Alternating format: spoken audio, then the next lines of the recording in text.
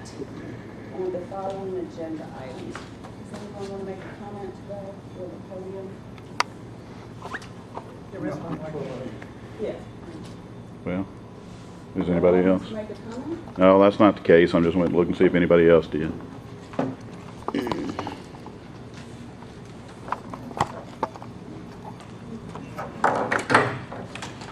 Hey, Robert Burns is going to make one more comment. And I Good promise morning, I'll- Robert. Good morning, Tessa. How are you today? Good, and you? I'm doing well. And I'll keep things quite brief. I'm only going to address two topics today. I'm sure that you can probably great relief from the crowd. With regard to the agenda item that references the acquisition of the building, I know that had been discussed at the last meeting and notated in the minutes, and I took a look at the drafted proposed statute, and I'm kind of assuming that that's going to be a dead deal now, from the vantage point that I'm sure that everyone reviewed Bobby Jindal's executive orders. I know we made that commitment that we would be doing so as part of the legislative auditor's audit that we responded to, and he made it pretty clear in that order that there was not going to be any approved capital expenditures by any executive agency. That order was signed on, looks like March the 23rd. If there's any question as to whether this board would fall under that purvey, Section 5 makes that fairly clear in stating that all departments, commissions, boards, offices, entities, agencies, and officers of the state of Louisiana are directed to cooperate in the implementation of the provisions of this order. With that, I would assume that it is dead, but if not, I would submit to the board that from everything I've been told, if you go into the legislature with a proposal of this nature, not only will it be dead on arrival, but you will tip off your hand that the board has funds, and given the fiscal constraints that the state faces, any fund is going to be subject to sweep. So I have alerted you to that executive order if you hadn't already been aware of it, and I have copies of it, 3 copies that I'll provide for the board if you'd like. With regard to the agenda item on absolute auctions, I know Ms. Jacobs has some pretty strong sentiments in that regard, and I would echo her sentiments. If you're talking about what I'll term, for lack of a better word, fake absolute auctions, a situation where it's being advertised that it's going to sell to the highest bidder, and in reality it's not. I think that practice is reprehensible. I think it was more commonplace sometime back. I don't know to the degree that it exists now, but if that's where this is going, I would be wholeheartedly supportive of that. I will say that if we're talking about the technical definition of an absolute auction, I know Mr. Henderson expressed concerns before about this definition about the hammer falls, that means title transfers. I don't agree with that assessment, and he made the point that even on movables, he couldn't tell you the number of times he had been stiffed that they didn't pay. And I'm going to state 4 instances that I hope the board is going to look, or when we're talking about this, I hope the board is going to look beyond just is there a mortgage or not, because it's just not that simple. I'm going to cite 4 instances where an absolute auction, in my opinion, is certainly appropriate.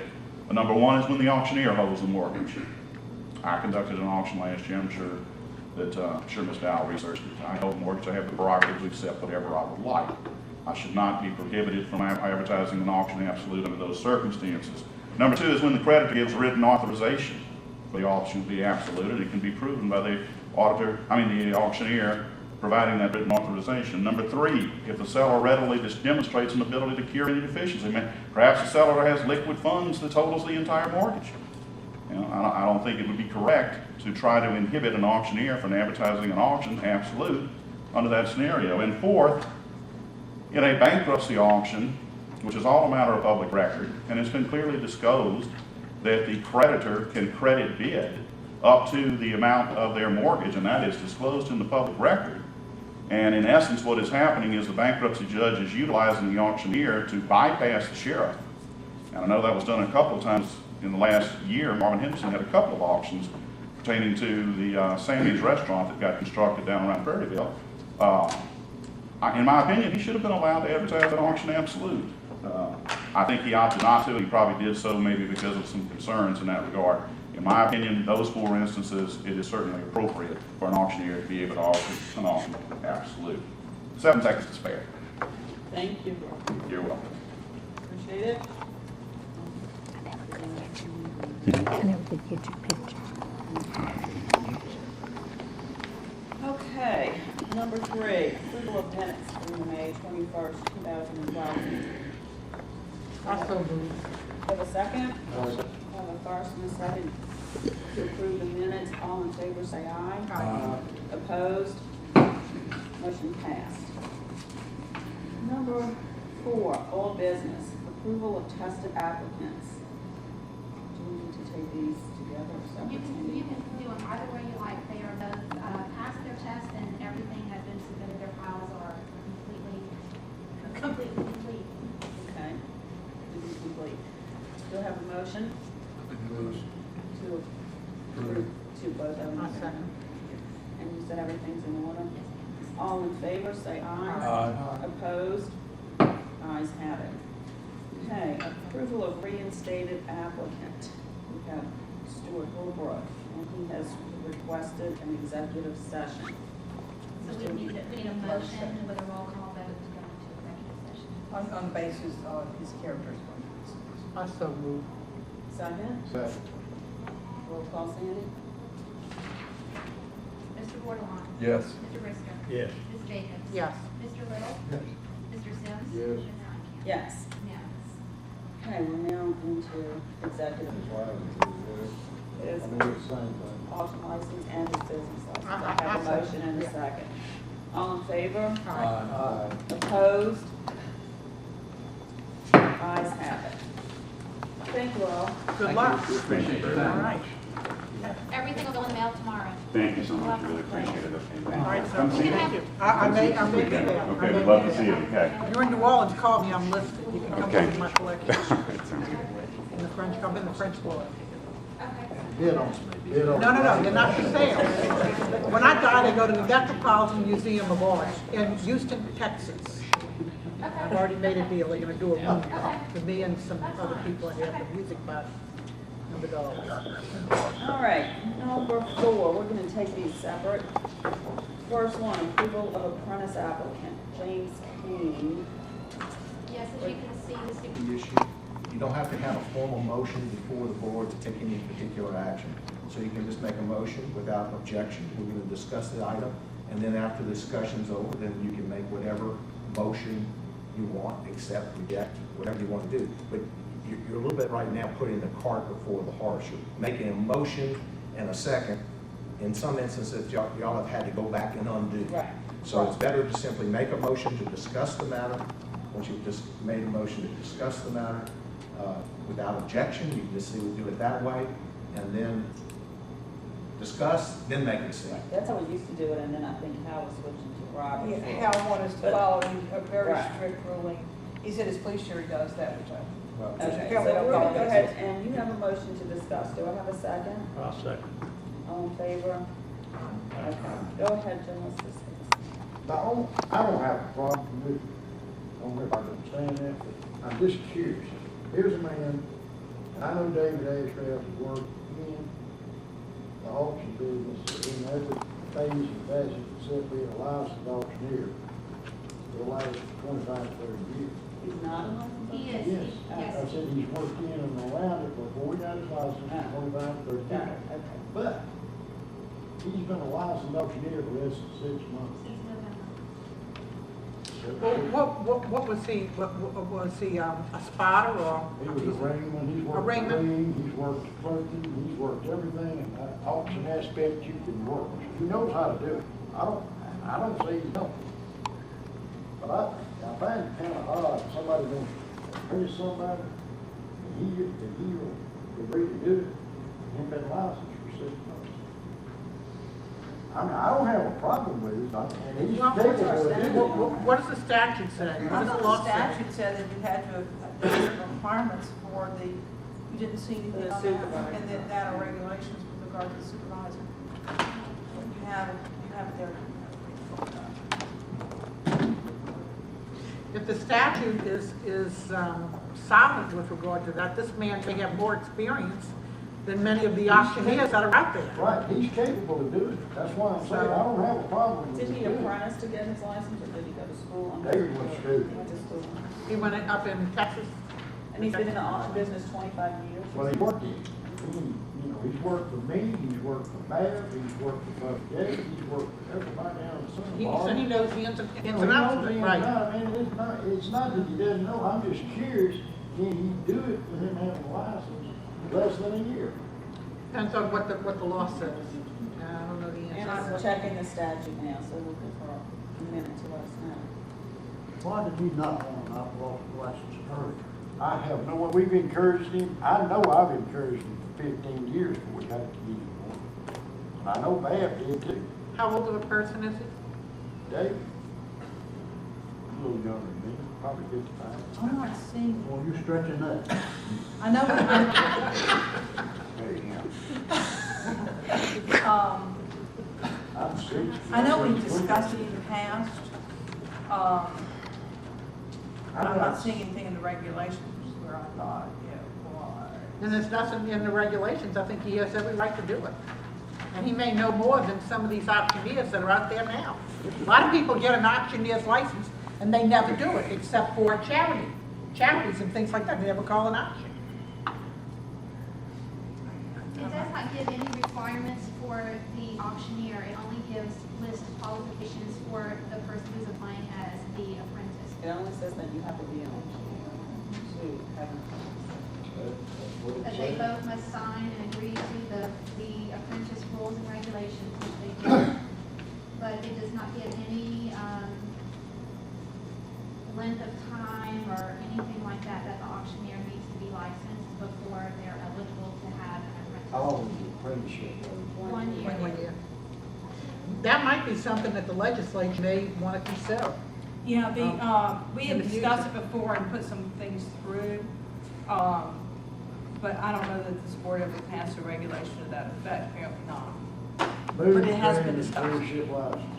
I have a I motion. second. I have a second. All in favor, say aye. Aye. Opposed? Ayes have it. Okay, number 2, I'm going to recuse myself. Pass over. Any questions? Henry Ashton Thomas, New Orleans. May I just ask Tessa a question? Tessa, is he going to be auctioning, are you training him to auction movables only or Yes, and actually, antiques, right? yeah. Actually, we have a sale coming up the 27th, 28th, and 29th that he might want to, but he's going to attend. Movables and antiques. Antiques, yes. He's going to attend school starting August 4th. Okay. So he's just getting this temporarily. So moved. I second. Motion on the floor to grant the apprentice license of Tessa Stan Camp. Any discussion? No. Any objections? All those in favor say aye. Aye. Opposed, motion carried. Thank you, Mr. Sims. All right. Number 5, reciprocal state report. This was brought up at the last meeting when we talked about requirements from reciprocal states.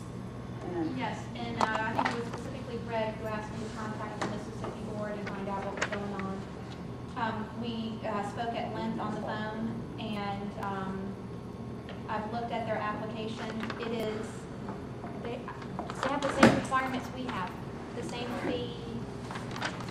I mean, they license 2 years at a time, so their fee looks like it's more, but when you break it down, it's the same as what we're charging. It's over for $1,000, isn't it? It's $550.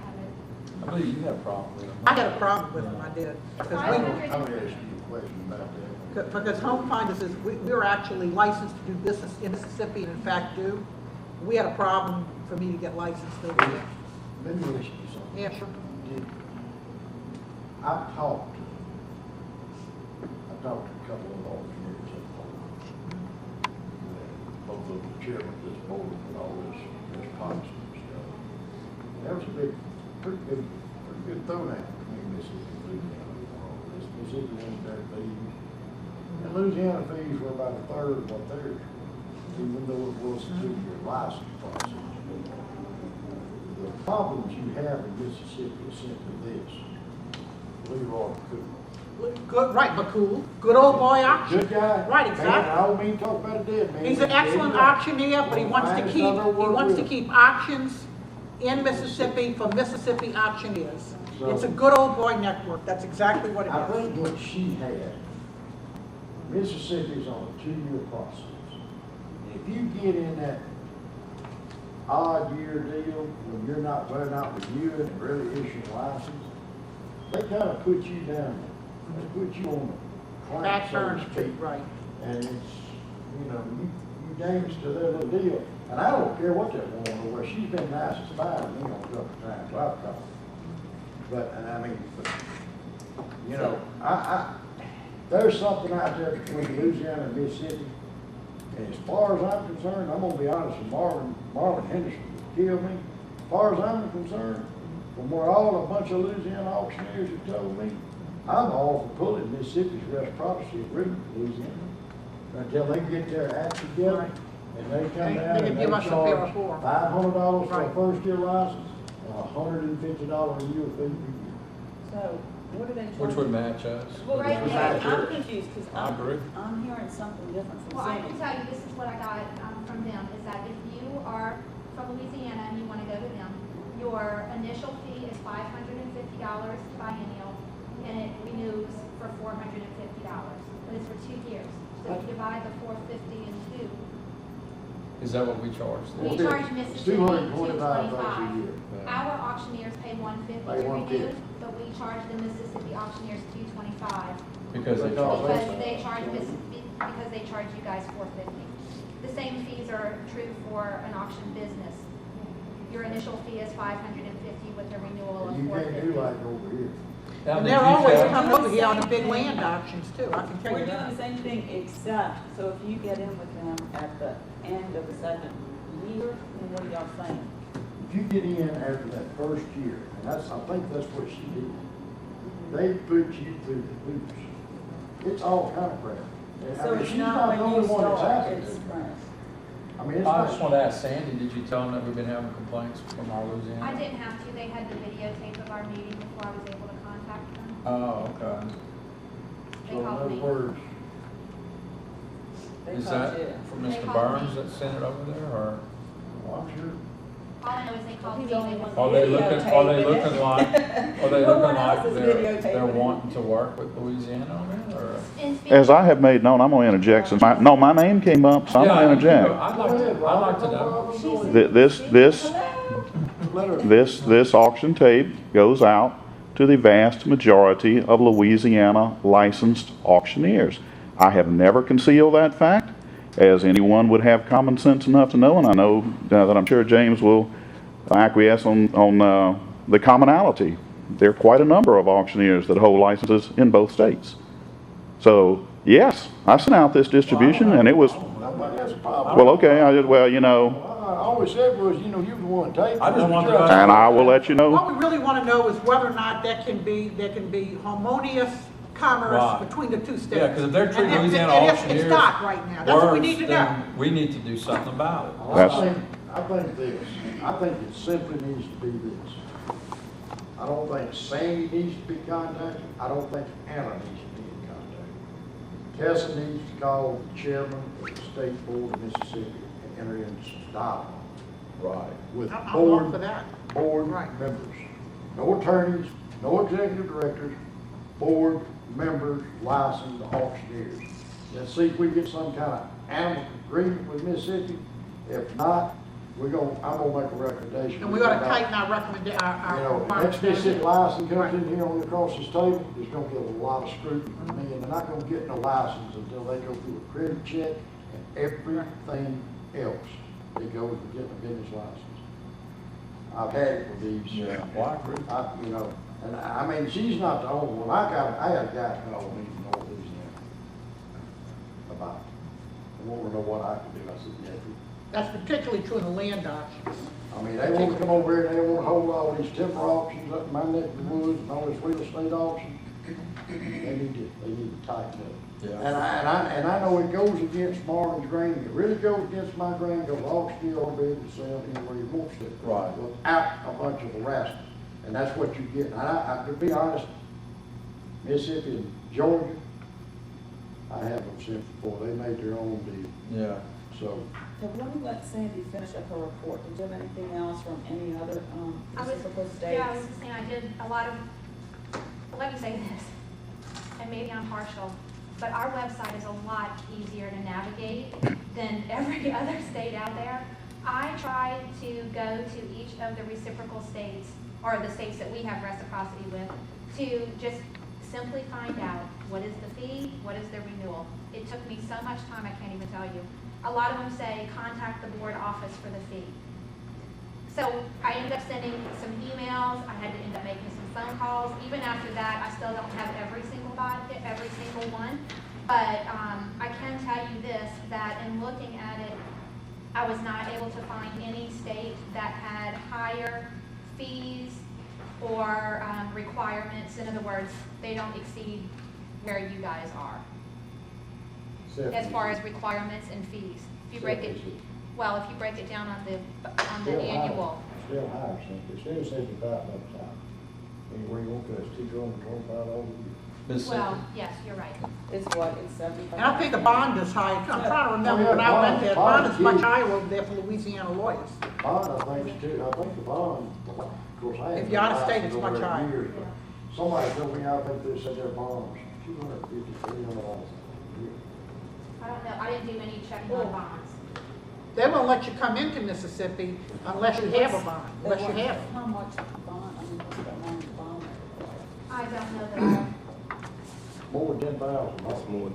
Yeah, I have no specific. I forgot what it is, it's more than 10,000. Just be aware that our statute allows us to charge the reciprocal states the same thing they charge our licenses. Right.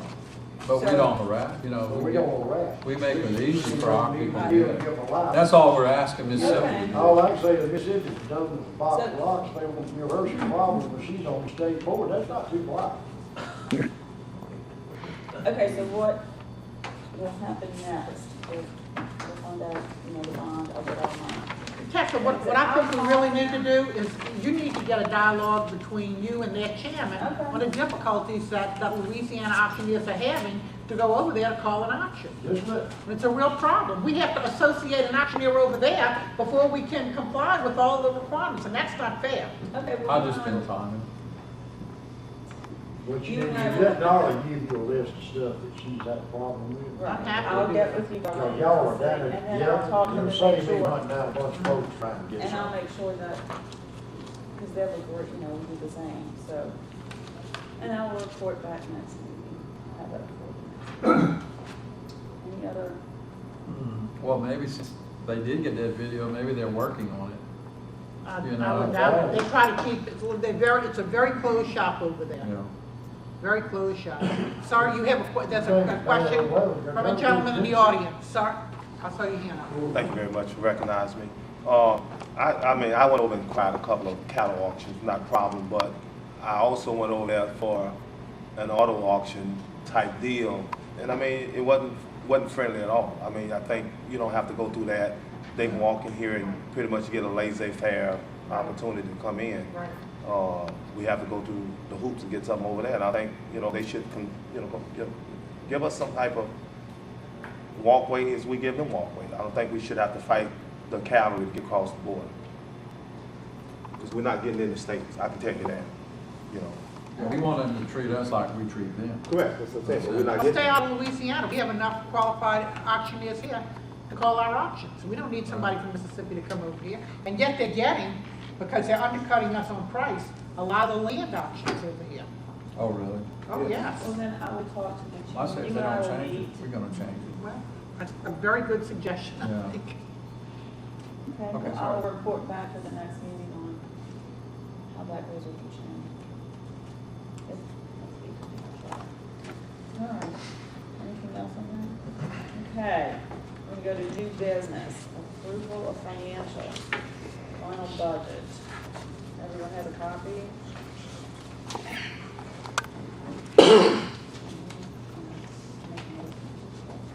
Oh, it's on the agenda.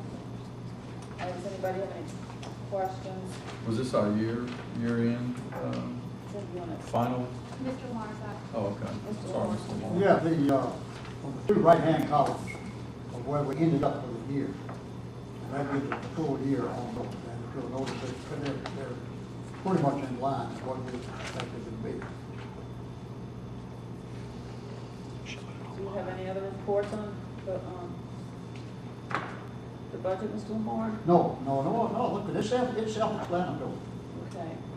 July is our first month of our new fiscal year. Right. Right, so you have two reports, one where we just finished and then one where we are just 1 month in. I make a motion to accept. I'll second. You All in want to fa- accept both budgets or you want both Accept separately? basis. Okay. Accept both budgets. Did I have a second to accept both Yeah. budgets? Thank you. All in favor? Opposed? Ayes have it. All right. We did put those together. So number 2, the county report, investigative report. All right, we'll take up the absolute auctions. And the reason I've asked the board to review this is we had a complaint filed by a mortgage holder whose property went to sale at an absolute auction. The mortgage holder was very upset. He did not give permission for this item to be sold at an absolute auction. It sold for less than mortgage, but they just simply rescinded a sale from an absolute auction, which resulted in the sale being no good. The item was returned to the mortgage holder, and at this point, he's not much he can do with it. So his request was for this board to have a hearing, but we don't have a lot of information with regard to how we handle absolute auctions. We did pass a regulation some time ago that is very short and to the point, which simply says that a sale by an absolute auction is simply a sale that must change hands. It specifically states that changes ownership regardless of price. That's section 1706 of chapter 17, of our regulations. So That's the only thing we have. that's the only thing we have right now. The problem we have is, and this is not for whether the sale is absolute or not, it's the advertising of the sale. If you advertise a sale as absolute, the question becomes, what can be sold at that particular auction? Can items with a mortgage be sold? Because you understand that if you sell a mortgage, this isn't talking about judicial sales, it's not talking about bankruptcy sales. In those cases, the earlier mortgage or whatever lien there may be on the item is canceled as a result of the sale. These are sales by auction which are done as private sales with regard to real estate or movable items. And when you do that, you transfer. I'm looking at a report here as an example. An auction is advertised. They sell a washer and dryer that's worth $1,500. The highest bid is $35. Then it has to sell for $35. Some states take the position that if you have a mortgage on a property, it automatically has a reserve on it. So because you have to pay off that mortgage in any effect. If that is the case, then it cannot be advertised as absolute. Because an absolute auction cannot have a reserve. It's absolute subject to the mortgage. No, No, sir. Absolute. Absolute means without limit and reserve. And before you can advertise something as absolute, you would have to have, if it's mortgage, you would have to have something in writing Right. from the creditor that they are allowing you to go forward with That's the right. auction and will accept whatever they have. Come on, that's the law. That's Louisiana law. Yeah, and basically some states state boards have enacted rules that simply say you can't advertise it as absolute if there are liens or encumbrances on the real or personal property unless the mortgage holder has given consent. And it's gotta be written consent. Written consent.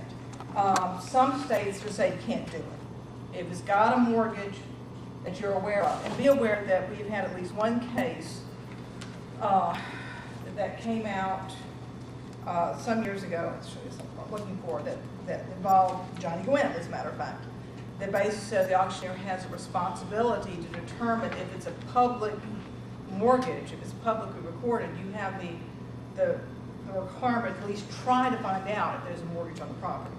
That is your duty. So if you find out that there's a mortgage, the issues that have been presented in these other states are simply that, are you starting the bid at the mortgage amount so that you can make sure you cover the mortgage?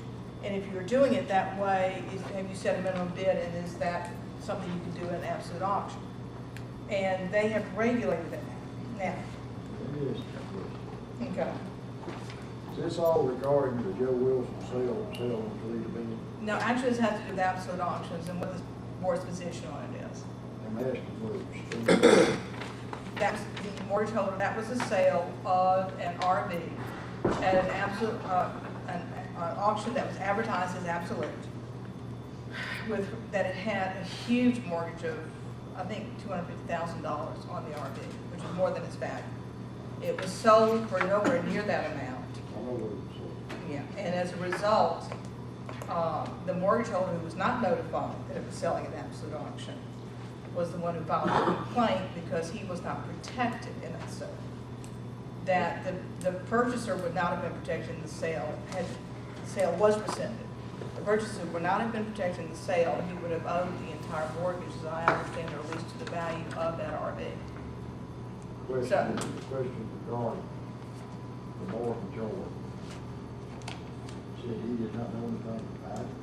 He and son. Is that what you said? You mean the mortgagee? Mortgagee? No, he said he found out immediately before the sale. And he advised them there was a mortgage on it, and he did not consent to it. He sold at absolute auction, and it was. Well, first off, Louisiana was no such animal as absolute auction. Never had it in years. Only under certain circumstances, Robert Burns described Margot the best way to describe it. Those are exempt and can be done. But it's to my knowledge, the law is clear. There's no absolute auctions in Louisiana. Period. Well, then you ought to look at the RTC auctions that occurred 10 years ago. Almost all of them were absolute, and I bought some of that real estate. Wait a minute, dog. I mean, wait a minute. That's all federal court order. Well, but it's That's not, a it's by court order. Louisiana auctioneers holding absolute auctions, and Gilmore advertises them all the time. I know. Absolute, I'll cut it out and give it to you. Hey, I know what You know, you you're mean. getting into a real fine line here, And I know, because but it's- some of you all may be brokers, and if you are a real estate broker and an auctioneer, you know that as a real estate broker, the thing that you have to do before you sell a piece of property is to make sure it's not encumbered in order to protect the public. As auctioneers, we don't have to do that. And that's a real fine line there, and I gotta tell you, That's that, you know, if you advertise something that's absolute, I can tell you in any court of law, if you do not have a waiver from the mortgage holder in writing, it is not a good option. In any court of law in the state of Louisiana. Right, that's why we need to adjust this. Well, that's my question. I have two See, questions. you're dealing with two animals. You're dealing with a movable and an immovable. And what Donald says is correct. I know that. When I sell real estate, I have my attorneys do the due diligence. We know everybody that's owed or whatever owed.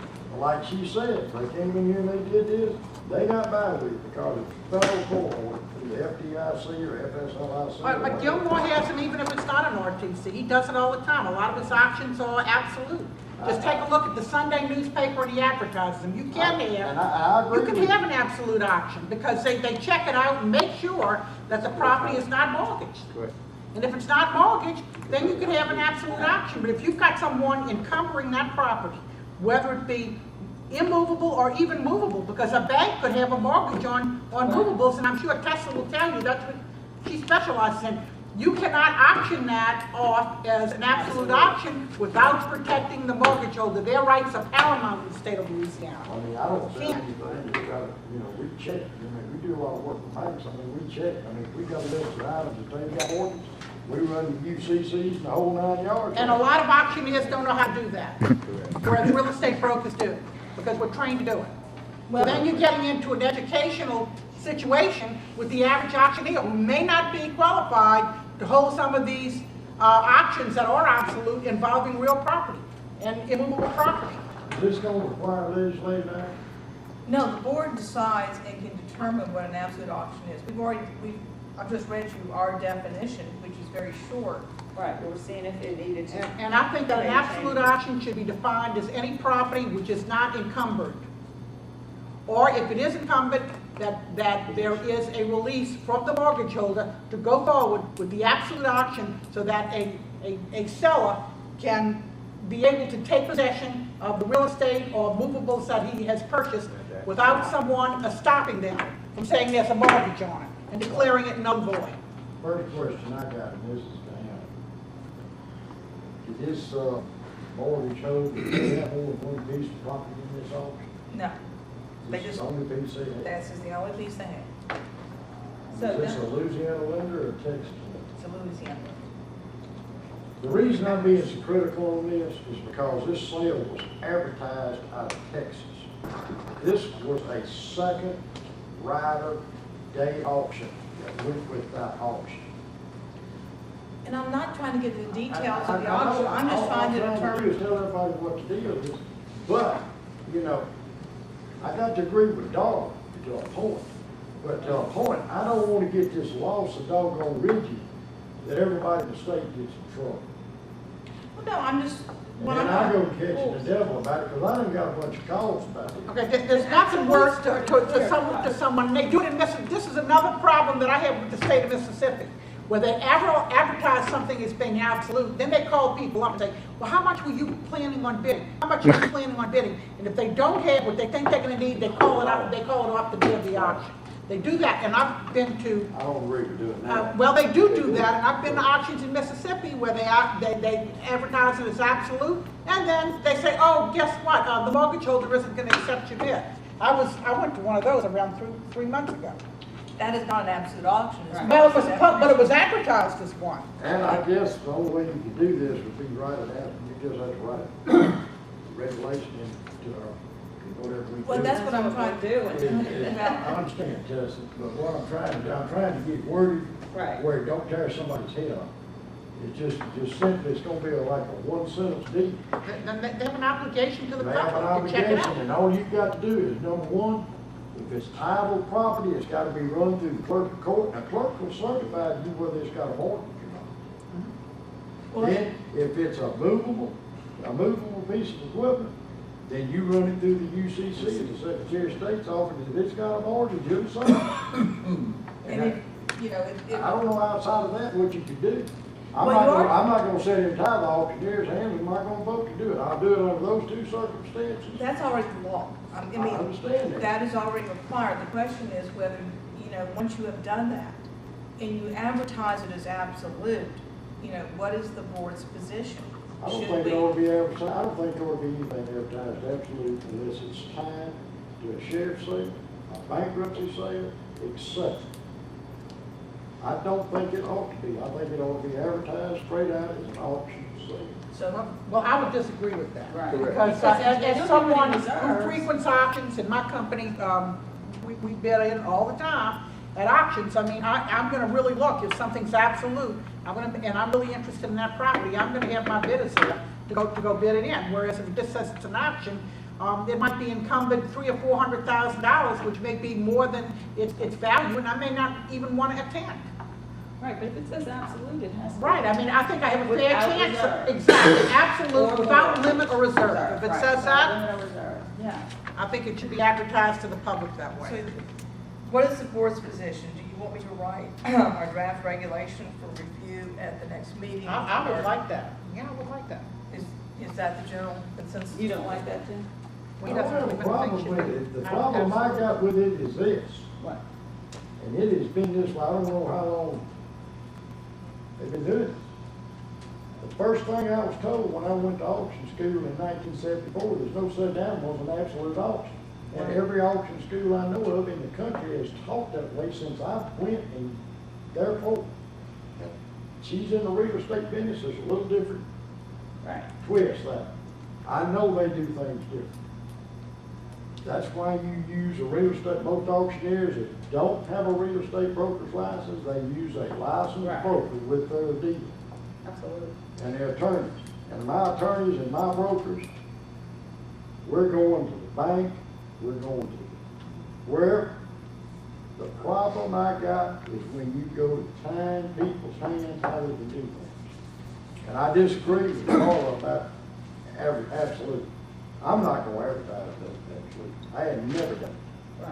And But if a lot y'all of want to go out and people- Gilmore wants to do it, fine, I'm not. And a lot of people do, but I think they, If David Gilmore's doing it, he's the only one in the state I know of that's doing it. I'm gonna cut out his next advertisement, because he has You them ain't got almost to cut every out weekend, on you know him. he does I it, got you a know good it. idea what there's goes on. several people that. Well, I've advertised some on this being absolute on the Right, ones that several we've done. people are doing Right. absolutely. But if it is, the only place I know it's being done is in your area. It may be. It's not being done up Maybe. north. It's Yeah, not being maybe. done up there. Jim, let me ask you this, do you want me just to eliminate, say you cannot call an auction absolute? That's what I think ought to be done. It I'd ought be- to be I'd out- be it ought to be against that. ruled out, period. And I can't think do it. I think you're inviting a lot of litigation. But- Yes, you Unless are. it's under- Yeah. Unless it's under a judicial order. But when you go under a judicial order, then you take the whole sales proceeds from everything and put it into one pot. Then you pay off all encumbrances.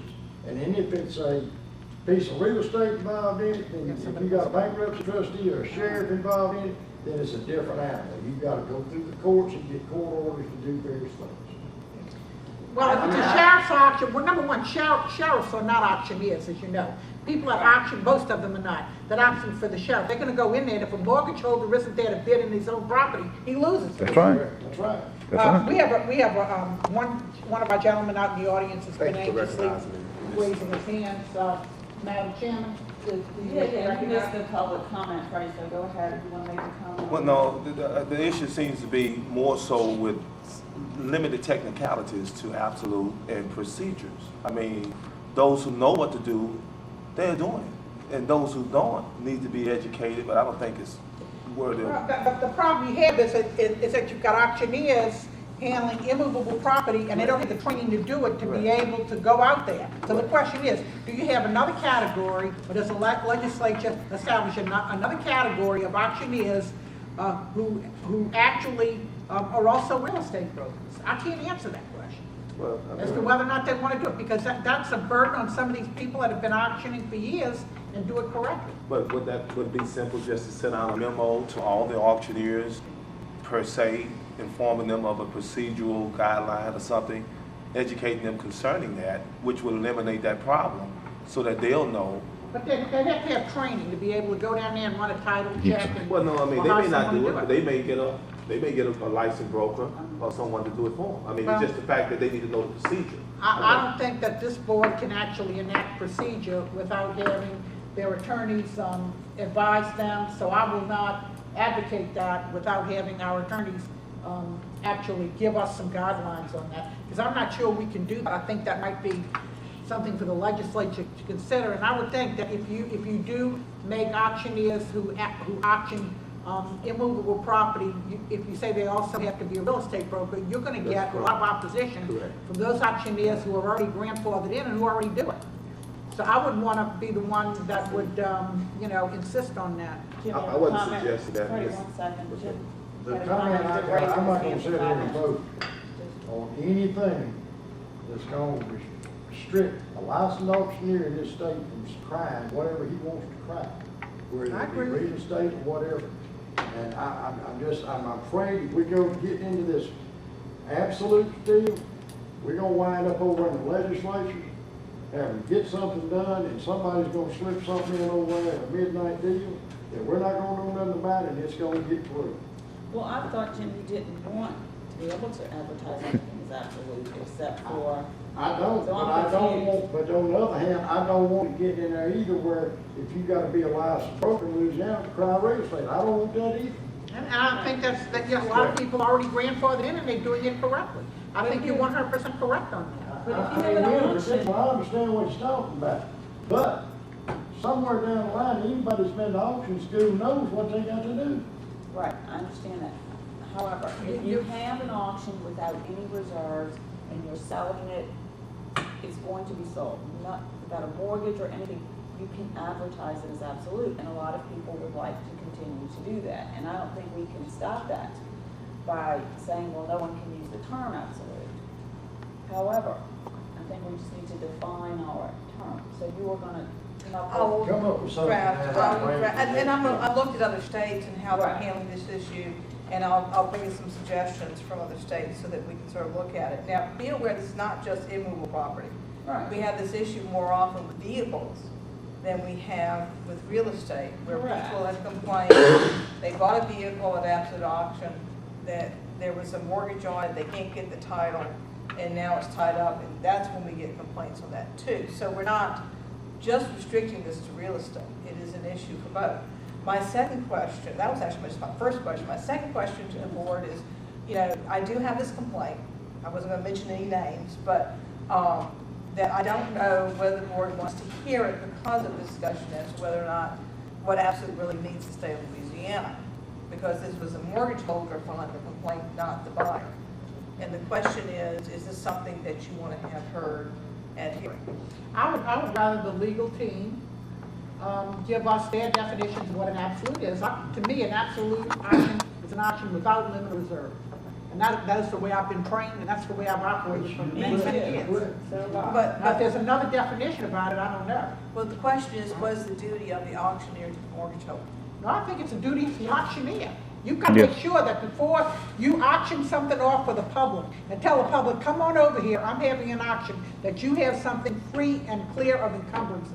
Or else it's fraud, in my opinion.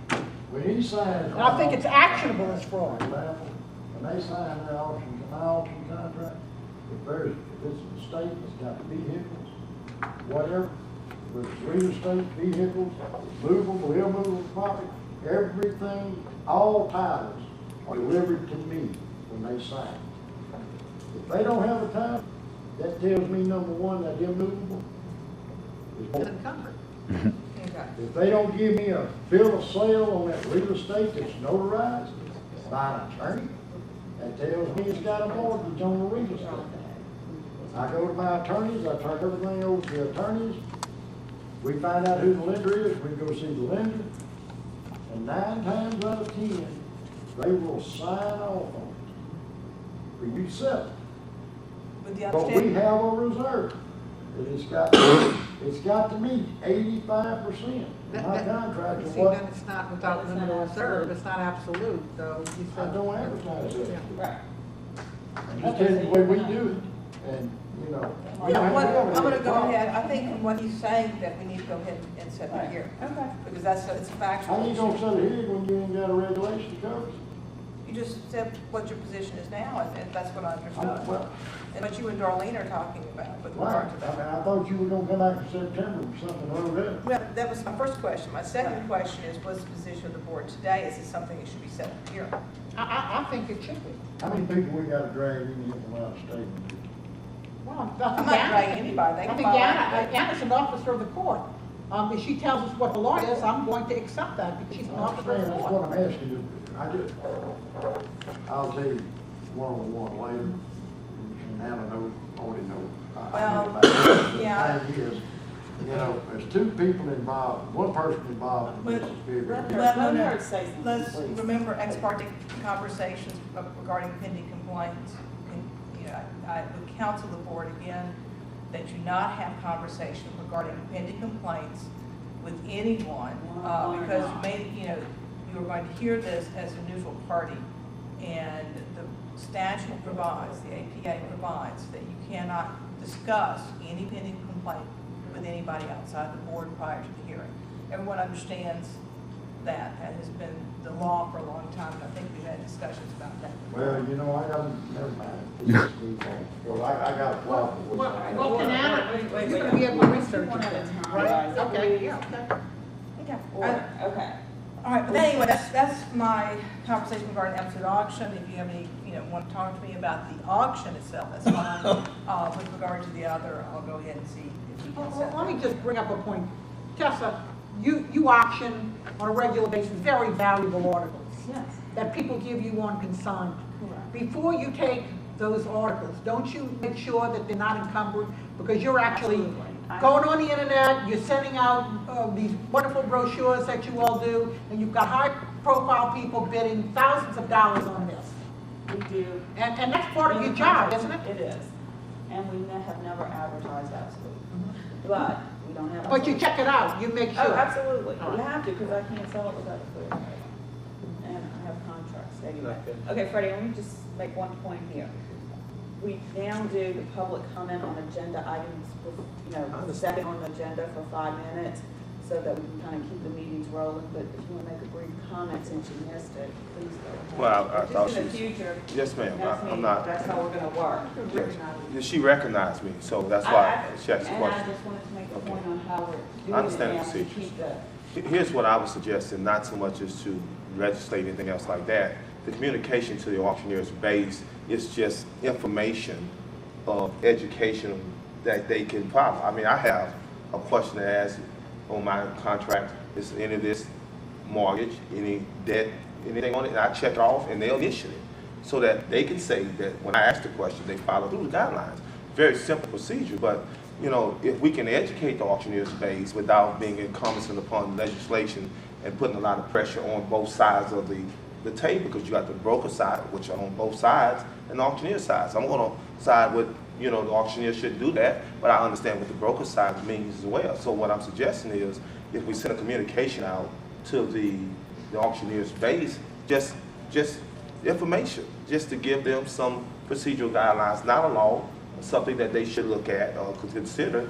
It'll educate them. We don't have continuing education, so we're at a disadvantage there that we can put this into some type of practice. Except a lot of people will say something's not mortgaged when in fact it is, because they need to go forward with an act of sale. And the person that really suffers for that is the general public, and I have a problem with that.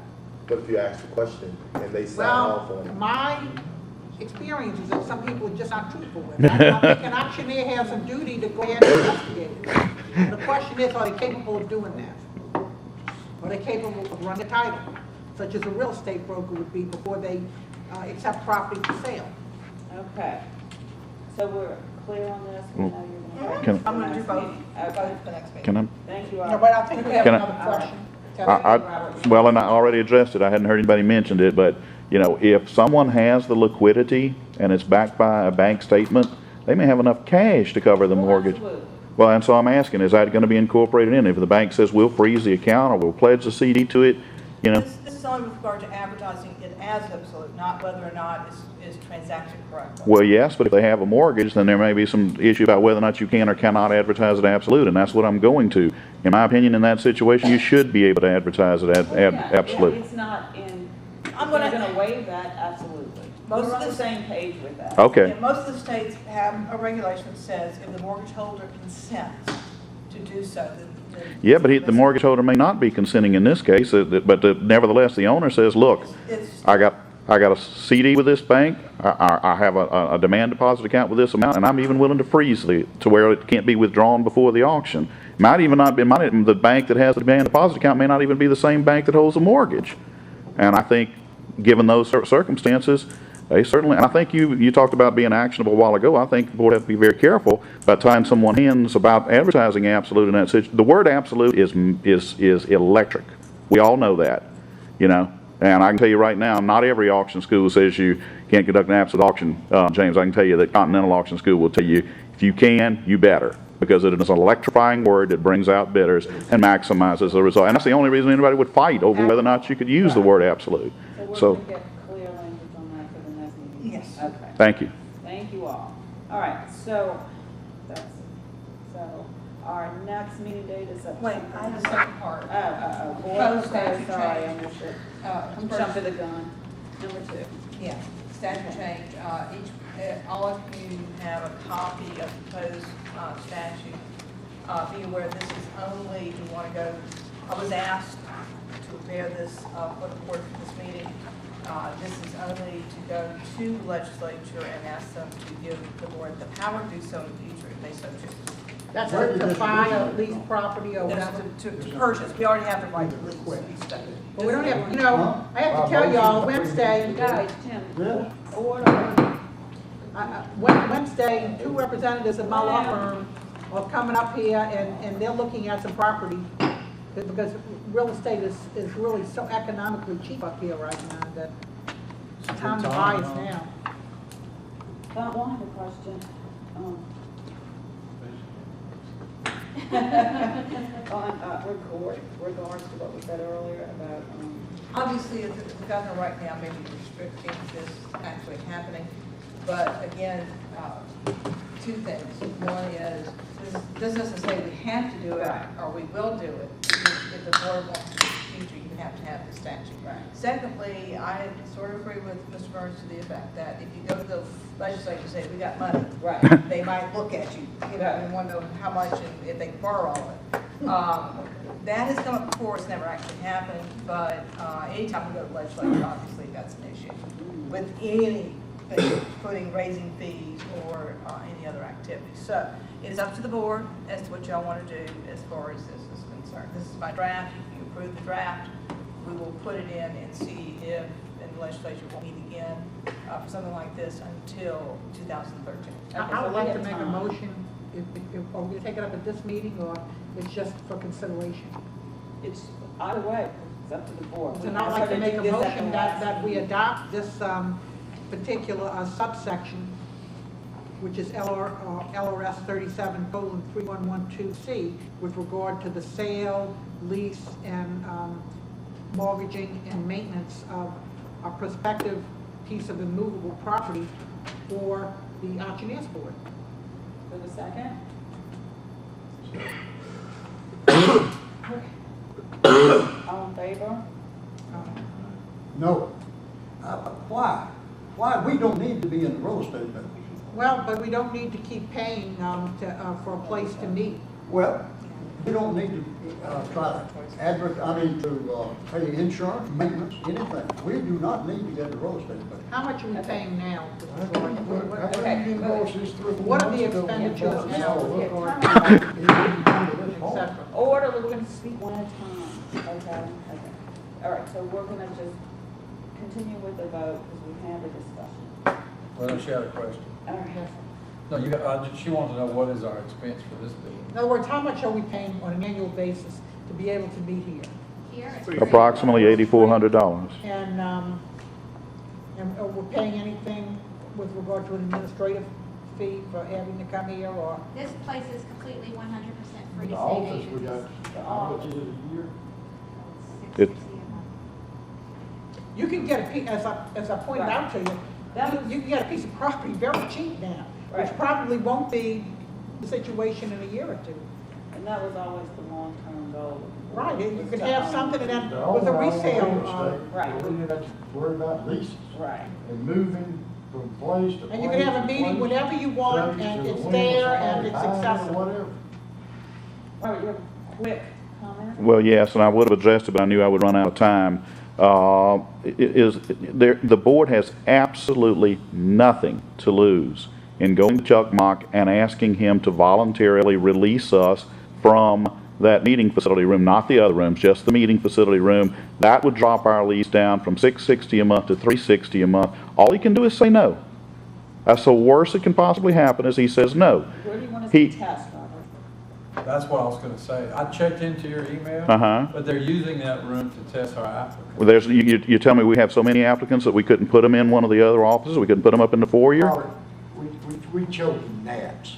We're choking gnats. Well, I think $17,000 a year, $17,000 over 5 years is a little more than a gnat to say we're paying that much to test applicants. We're trying to find a place to move also, That's why so we we're can get looking. out of here. That's why we're looking. Oh, no, there are people that don't like here? Guys, not back and forth, please. That's why we started the 5-minute in the beginning of the meeting, so we're not gonna do the back and forth every second. Robert, you may finish your point. No, that's a question. No, that's it. So you did look into it and you don't think it's, Wait, Because of the room. well, he, Stop. Okay, so anybody else, one at a time, have a comment? I just want to say, Sir, I Brad. did check into it, but we do use it for the testing of applicants and stuff like that. So it's not used just for meetings. Now, I'm a little reluctant to buy real estate if this room is free, but how long will it be free? I mean, is it always free? It's free for state agencies. Maybe they have some office space. Yeah. I mean, Okay. we just, it's So- a year before legislature's gonna meet anyway, so. So we had a motion, going to the revote since we, and a second. Yes, Darlene made the Where are motion, you? Jim seconded it with Lamar opposing. You're We already right. voted. Yeah. One opposition, all in favor? Aye. And No. we're on the record for one nay. Ayes have it, motion passed. I believe that's all my report. Okay, so. Move with John. I'll second that. Okay, have a first and a second that we're gonna adjourn. Everybody heard me say earlier, the next auction date. Next meeting date. Right. And meeting day. Meeting date, auction date. Oh, y'all have me riled. The next. September when? Board meeting, 17th. 17th. Okay, so I have a first and a second to adjourn before the hearing. All in favor? Aye. We're adjourned.